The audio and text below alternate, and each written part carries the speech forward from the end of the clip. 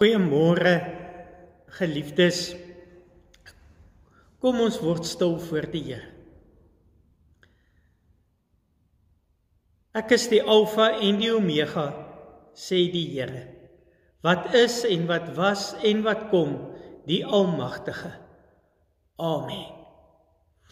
Geliefdes, genade, barmhartigheid en vrede van God ons Vader en die Here Jesus Christus deur die kragtige werk van die Heilige Gees. Kom ons bid saam. Ons Vader wat in die hemel is, aan U kom toe die lof en die eer tot in alle ewigheid.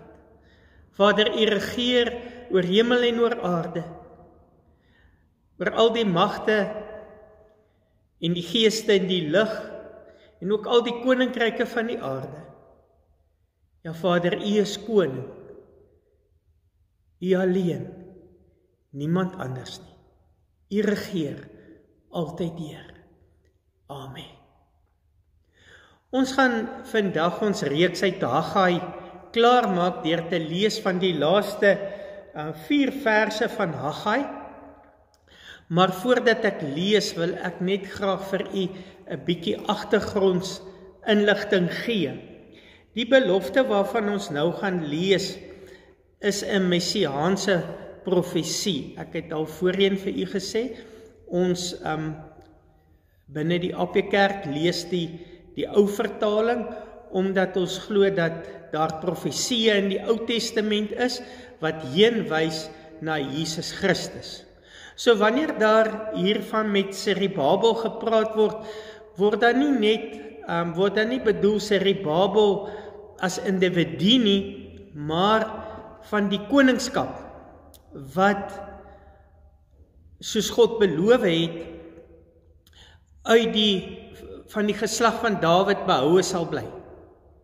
En dat uit hierdie geslag van Dawid, die Messias, Jesus Christus, gebore sou word. So wanneer vers 23 praat van die nasies wat vernietig gaan word, dan het dit geskiedkundig gebeur, maar dit dui ook op die dag van Jesus se hemelvaart, toe hy opgevaar het na die hemel en dan vanaf die regterhand van God, vanuit die regterstoel van God, regeer hy oor die hemel en die aarde en oor elkeen wat op die aarde is en in die hemel is. Psalm 2 het God gesê, en dit word so geskryf in Psalm 2, dat al die nasies 'n voetbank van Jesus se voete gemaak sal word, dat hy op die ou end oor al die nasies sal regeer. Daarom kan ons ook in Lukas 1 sien, dat hierdie Davidiese geslag van Dawid, die koningskap van Dawid, gaan regdeur, want Zerubabel word in die geslagsregister van Jesus genoem, en so ons kan duidelik weet, dat God getrou is aan sy beloftes, en dat hy nooit ontrou is, en sy beloftes nie nakom nie. Kom ons lees dan saam met Haggai 2 vanaf vers 20. Onthou, dis die tweede preek op die 24ste Desember in die jaar 520 voor Christus. Vir die tweede maal het die woord van die Here tot Haggai gekom op die 24ste van die maand en gesê, spreek met Zerubabel, die gouverneur van Juda, en sê, ek sal die hemel en die aarde laat bewe, en ek sal die koningstrone omverwerp en die mag van die heidense koninkryke verdelg, en ek sal die strydwaans en die wat daarop ry omverwerp, en die perde en hulle ruiters sal val, die een deur die swaard van die ander. In die dag, spreek die Here van die leerskare, sal ek jou neem, Zerubabel, seun van Sealtiel, my knegg, spreek die Here, en jou maak tot 'n seelring, want jou het ek verkies, spreek die Here van die leerskare.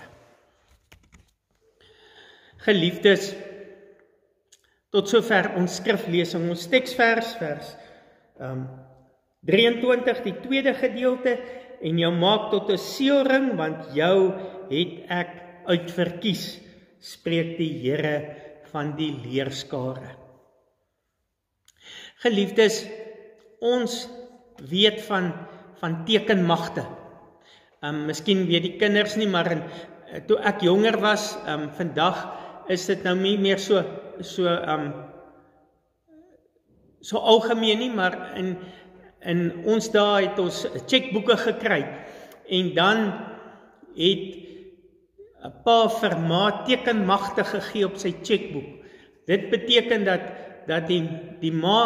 ma ook kon checks uitskryf en geld uit pa se rekening gebruik om kos te koop of dinge wat sy nodig gehad het in die huis. Vandag het ons internetbankdienste, en dit kan so werk dat pa sommer vir ma sy rekeningnommer en sy wagwoord gee, en sy so kan ingaan op sy bankdienste, en so sy bankgoeders kan hanteer of doen. In die kerk het ons mense, want die kerkraad stel mense aan wat tekenmagte het op die kerk se rekening. En net daardie mense mag die geldsake van die kerk hanteer en geld rekeninge betaal en sulke goed. Hulle gee toestemming dat die rekeninge betaal word. Ons noem dit tekenmagte. Nou in daardie tyd was dit anderste, daar het die mense 'n seelring gehad, en op die seelring was 'n ou se handtekening gewees, of daar was sy familiewapen daarop gegraveer. En dan het veral die koning het so 'n seelring gehad, en as hy wette uitgevaardig het, dan het hy met sy seelring in die ink gedruk en dit daar op die dokument gesit, en dit was die teken van koninklike mag. Die koning het hierdie wet gemaak. Dis 'n koninklike wet. In Daniël lees ons van die wet van Meders en Perse. Nou in die verhaal van Josef lees ons die interessante ding in Genesis 41. Daar lees ons dat Farao sy seelring vat en dit vir Josef gee. En hy sê, ek is Farao, maar niemand mag iets doen as jy nie so sê nie.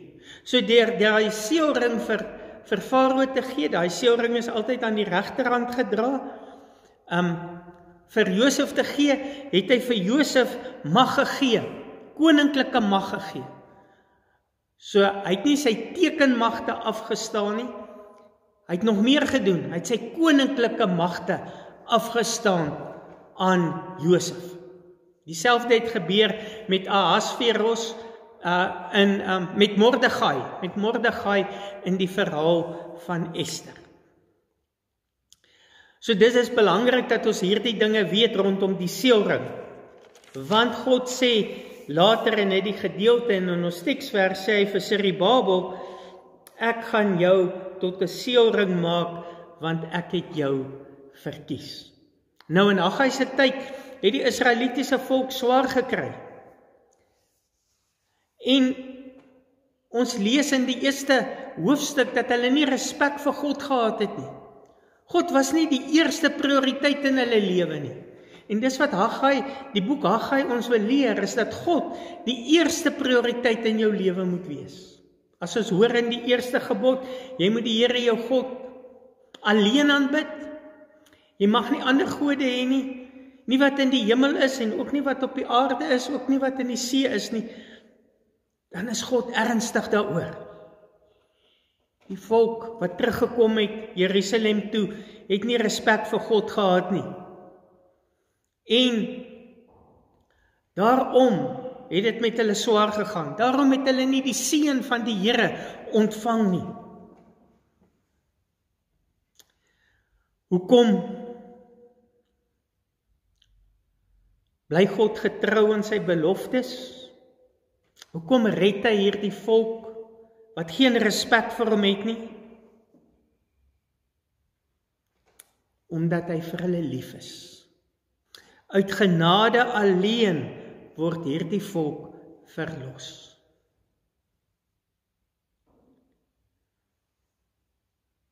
En dis hoekom ons God eerste moet sit in ons lewens. Dis hoekom jy God eerste moet sit in jou lewe. Onthou jy hoe God vir jou gesorg het?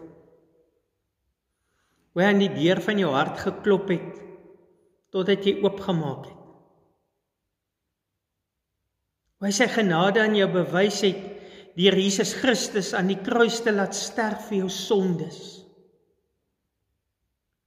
Hoe jou dooie hart lewendig gemaak het en in jou hart 'n passie gesit het vir die Here. 'n Passie gesit het vir die koninkrykswerk. Jy sien, as jy nie die rykdom van God se genade en die grootheid van sy liefde verstaan nie, dan sal jy nooit 'n passie hê vir koninkrykswerk nie. Dan sal God nooit eerste kom in jou lewe nie. Want jy besef nie hoe groot die liefde van God vir jou is nie. Jy besef nie hoe groot sy genade is vir jou nie.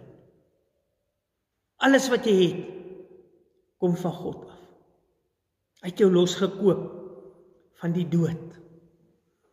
Hy het jou geroep om hom te volg. Hy is die een wat nog steeds aan die deur van jou hart klop. En hy verdien dat jy nederig en gehoorsaam aan hom moet wees. Is God eerste in jou lewe? Jy sien, ons het in 'n kultuur ons het in 'n kultuur verval waar God eintlik soos 'n troeteldier is vir ons. Hy moet tevrede wees met die afvalkossies van die tafel, die beentjies en die kos wat ons in die bord agtergelos het, krap ons vir God uit. Hy moet tevrede wees met die afvaltyd,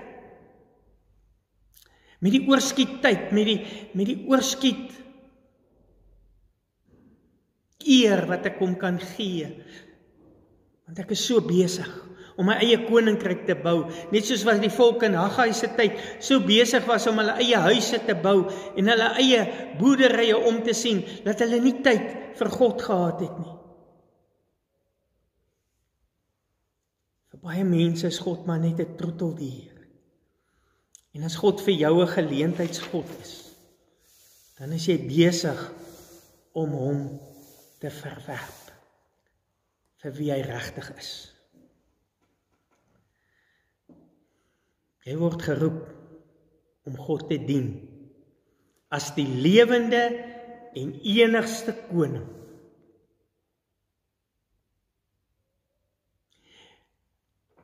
Baie van ons wil hê God moet my toestemming vra. Ek kan nou vir God toestemming gee. God, jy het nou 5 minute in my lewe. Kom, praat met my uit jou woord uit. Wie's jy? Wie's jy om vir God, dat God vir jou toestemming moet vra om deel te word van jou lewe? Ek vra weer, is God eerste in jou lewe? Of kry jy net die oorskietkos? Jy sien, want dis 'n baie belangrike vraag, want die woorde in die laaste deel van ons teksvers is van ryke betekenis vir my en jou. God sê, ek maak jou tot 'n seelring, want jou het ek verkies.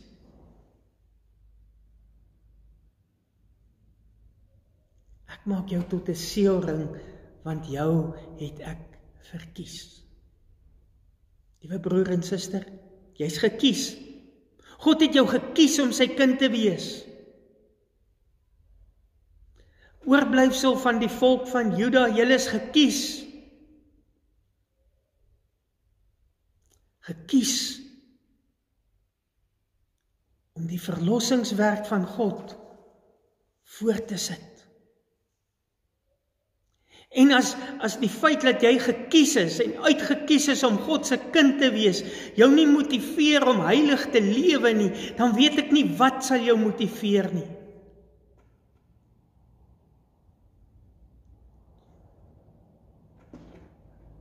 Ons moet besef wat dit alles beteken dat Jesus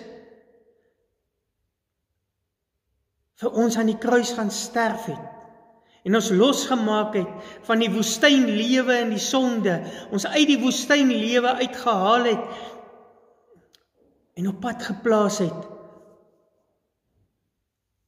na die beloofde koninkryk van God.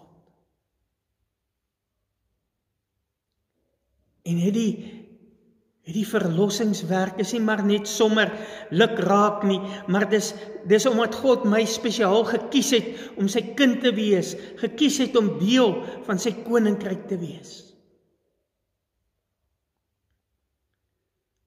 Ja, en as Jesus opvaar na die hemel, dan word hy as het ware God se seelring.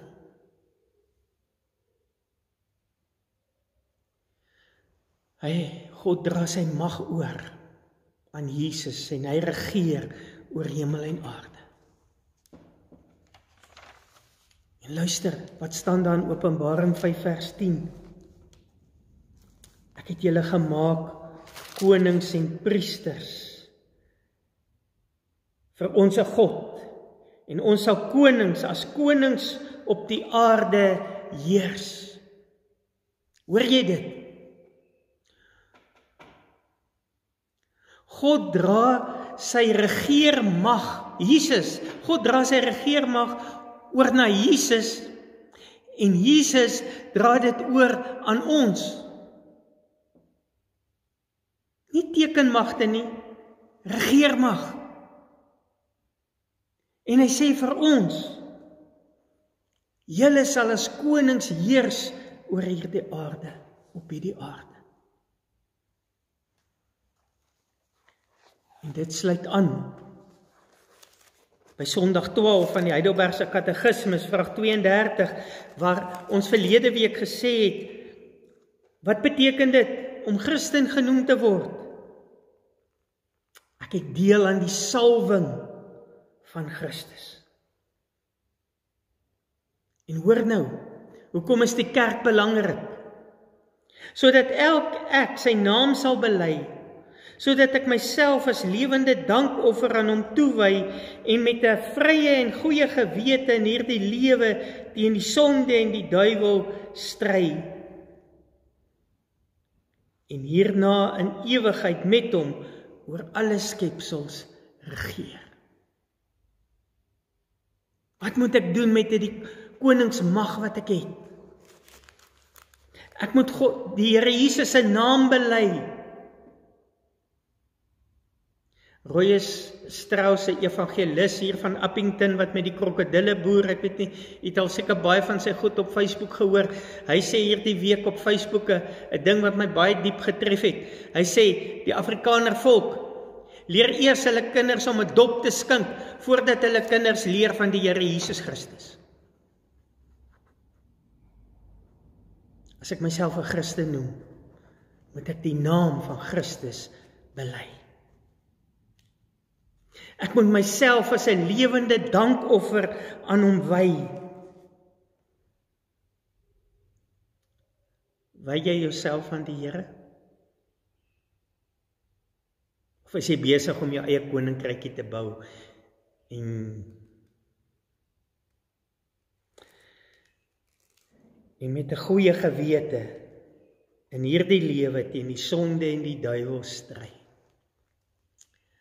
As God vir jou die koningsmag oordra, dan gee hy jou die mag oor die sonde. Dan het jy die geleentheid om nee te sê vir die sonde en te stry teen die duiwel.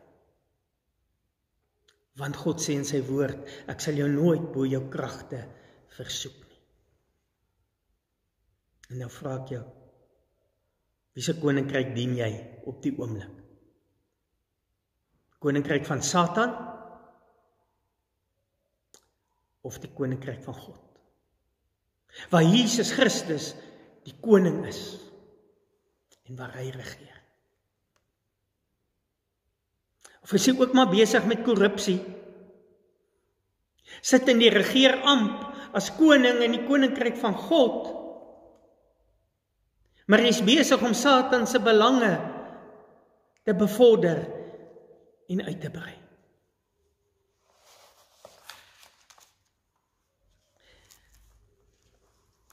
Hierdie profesie wys ook na die wederkoms van ons Here Jesus Christus.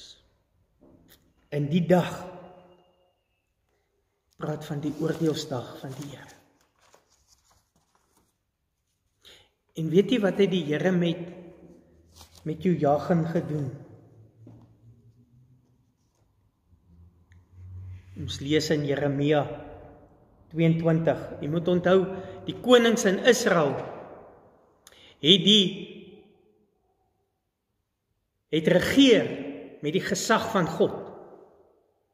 So hulle het hulle besluite en alles geneem asof God dit geneem het. En vandag werk dit nog so. So konings en staatshoofde word aangestel deur die Here. Dit leer die Bybel ons. So Joachim is aangestel as koning van Israel.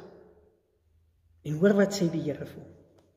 Joachim, so waar as ek leef, spreek die Here, al was Gonja die seun van Joachim, koning van Juda, 'n seelring aan my regterhand, tog sal ek jou afruk.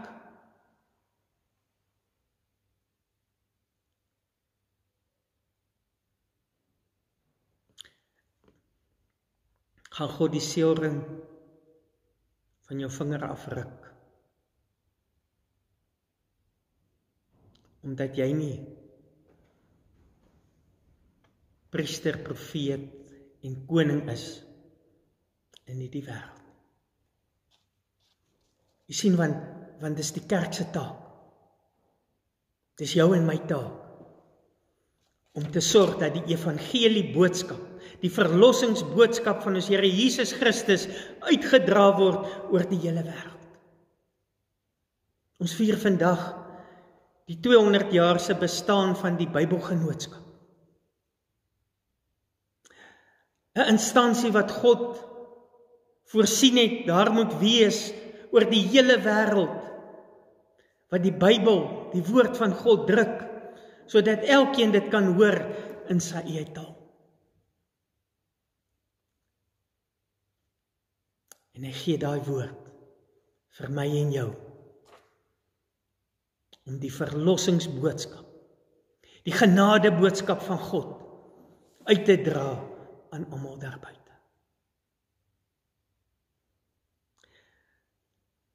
Hy roep ons op om ons hele lewe te wy aan die Here Jesus Christus. Onsself as 'n dankoffer vir die Here te gee. En te heers oor die sonde. En teen die duiwel te stry.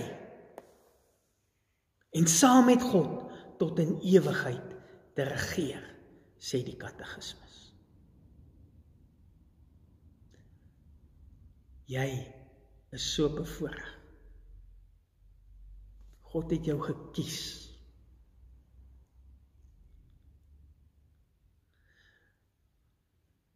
Om jou vry te maak van die sonde deur sy seun wat aan die kruis gesterf het en alles betaal het. Jou skuld ten volle betaal het. Jesus Christus gee vir jou sy profetiese mag, sy priesterlike mag en sy koningsmag om hier op aarde te regeer. Besef jy dit? Jy is 'n seelring aan God se regterhand.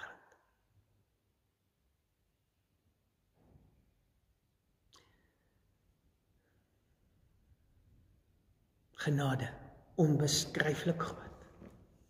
Amen. Kom ons bid saam. Vader, ons is stom vanoggend. Wat 'n voorreg. Wat is die mens wat jy aan hom dink? Om al hierdie dinge vir hom te doen. Ons loof en ons prys die naam. Maak ons almal profete, priesters en konings in diens van u koninkryk. Amen. Ontvang die seën van die Here en gaan in sy vrede.